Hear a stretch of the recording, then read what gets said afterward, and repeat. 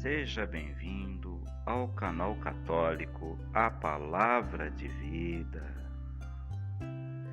Meu nome é Marcelo Hatakeyama, sou catequista das mídias sociais e da internet. Desde já eu venho pedir o seu apoio. Dá um joinha nesse vídeo e se inscreve no nosso canal se você não for inscrito, tá? Fazendo o favor. Muito obrigado. E vamos para o vídeo de hoje. Sejam bem-vindos à Escola da Fé Cristã. O Senhor Jesus Cristo é o professor e todos nós somos os seus alunos. Vamos ao vídeo de hoje. O conhecimento recíproco entre cristãos de igrejas diferentes. Bom dia, irmãos e irmãs. Sejam uma vez bem-vindos ao nosso canal católico A Palavra de Vida. E na Escola da Fé Cristã de hoje estamos estudando juntos, esse importante documento do Concílio Ecumênico Vaticano II, o Decreto Unitatis Redintegratio, sobre o ecumenismo. E o tema de hoje é a segunda parte aqui, sobre a prática do ecumenismo, tá? Capítulo 2. Vamos ver aqui do número 9 até em diante, tá? Então vai ser número 9, o conhecimento recíproco, o ensino numa perspectiva ecumênica, modo de exprimir e expor a doutrina da fé e a cooperação com os irmãos separados. Bom, vamos ao primeiro tópico de hoje. O conhecimento recíproco. É indispensável conhecer o que pensam os irmãos separados. Isto requer estudo feito com o propósito de encontrar a verdade. É preciso que os católicos devidamente preparados adquiram conhecimento da doutrina, da história e da vida espiritual e cultural, da psicologia religiosa e da cultura dos irmãos separados. Para tanto, são de grande utilidade as reuniões com participação dos dois lados, especialmente para discutir questões teológicas, em que ambos se tratem como iguais, desde que os participantes estejam realmente peritos e estejam sob a vigilância do bispo. Estes diálogos aparecem qual é realmente a situação da Igreja Católica.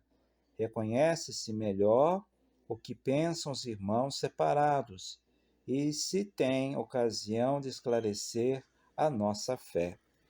Isso aí, irmãos e irmãs, isso aqui a gente vive sempre. Às vezes as pessoas perguntam sobre a nossa religião católica, querem saber por que existe isso, por que existe aquilo, e dentro do que nós temos o conhecimento, daquilo que os padres nos ensinam, aquilo que a gente aprendeu na catequese e nos livros, a gente passa e explica para eles, Então, agora é isso, a gente conhecer e valorizar o que é do outro, mesmo que seja diferente, isso já acontece da parte da maioria de nós católicos, Agora, é difícil você ver uma postura dessa a partir deles. Nem todos olham para a Igreja Católica, a religião católica, com o mesmo respeito. Isso precisa ser melhorado, É isso aí. Vamos agora esse número 10, o ensino numa perspectiva ecumênica. O ensino da Sagrada Teologia e de outras disciplinas, especialmente da história, deve ser ministrado numa perspectiva ecumênica, de maneira a corresponder melhor à verdade dos fatos. É de especial importância que os futuros pastores e sacerdotes reconheçam a teologia, assim como a elaborada sem polêmica, especialmente no que diz respeito às relações entre os irmãos separados e a Igreja Católica.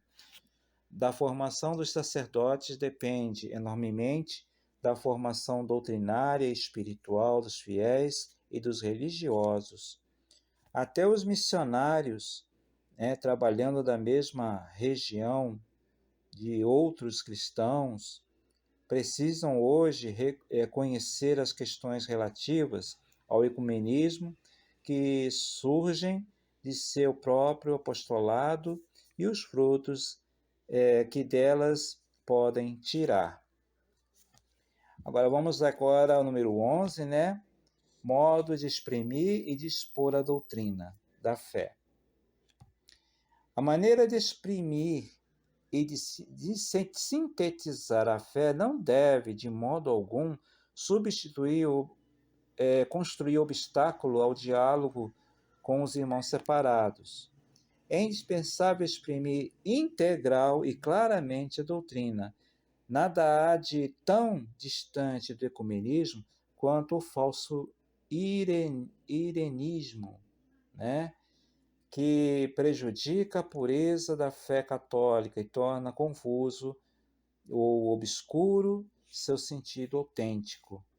Que a fé católica, exposta com maior profundidade e maior exatidão, encontre numa expressão mais facilmente aceita pelos irmãos separados.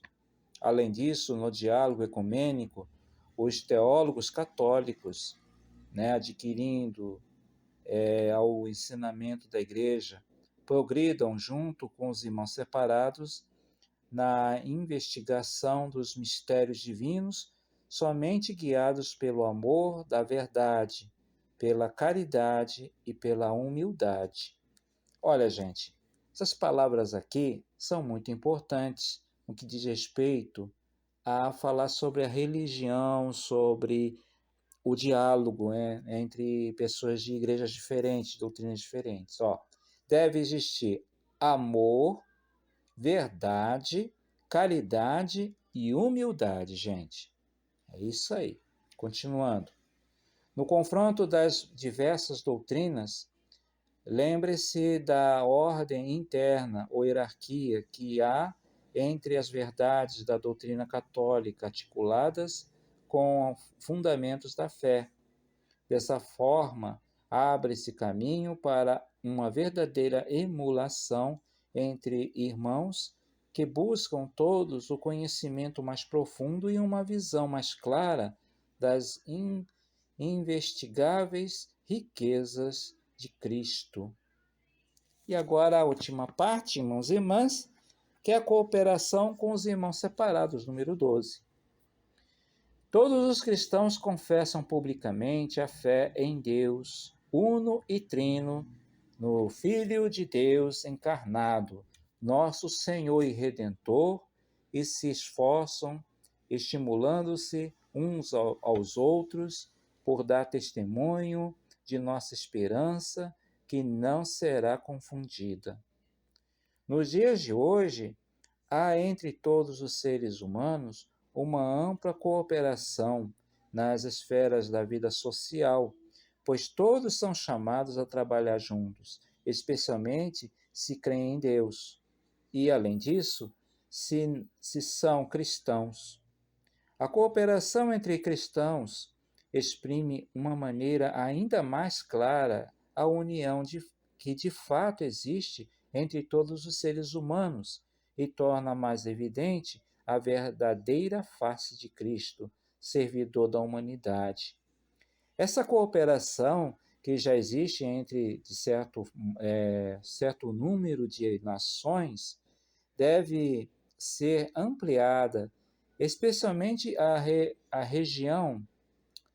regiões em pleno desenvolvimento técnico e social, quer tendo em vista a dignidade da pessoa, em função da promoção da paz, para a efetiva aplicação do Evangelho à vida social, para a promoção do espírito cristão nas ciências e nas artes, ou ainda para curar as dificuldades específicas de nossa época, como a fome, as calamidades, o analfabetismo e a pobreza, e a falta de moradia e a perversa distribuição da riqueza.